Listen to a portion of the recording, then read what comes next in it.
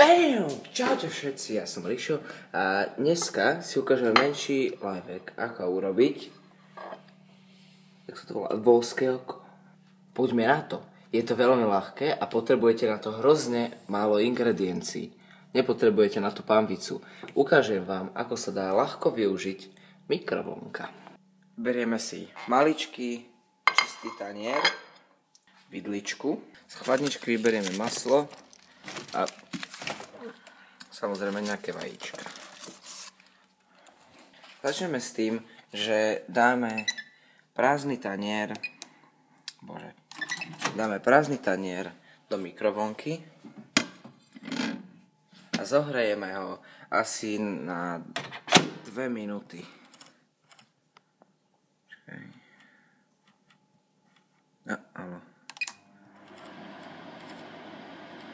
Zhruba 2 minúty, hej?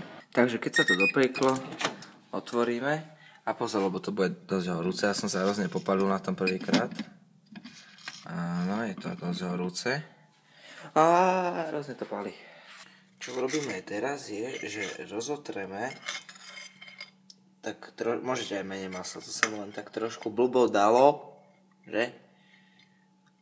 A vlastne dáte ho po celom tanieri. Ty kokos, ale dosť toho mám.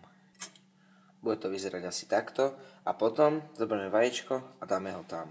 Takže máme vajíčko. Načukneme ho a dáme ho na tanier. No, dobre, to je jedno. Keď som to robil 3-krát predtým, tak sa mi to takto nestalo. Nevadí.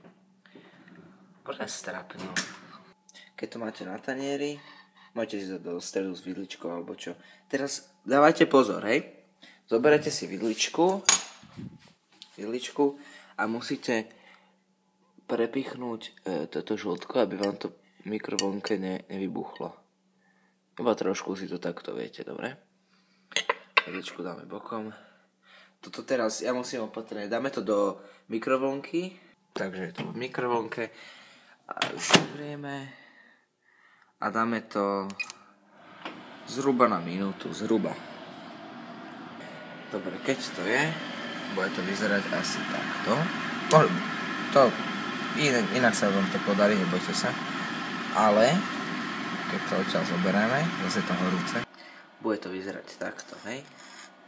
Máte túto Deluxe papanicun. Tam si môžete pridať sol. Aj korenie. Podľa chuti. Keď je to hotové, vidíte, že je to uvarené. Je to naozaj vynikajúce.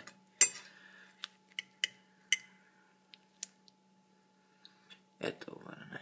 Nemusíte sa báť. Ideme to ochutnať. Ty kokos. Ja som kuchár Inis. A môžete byť aj vy. Ak chcete vidieť viacej takýchto úžasných hackov,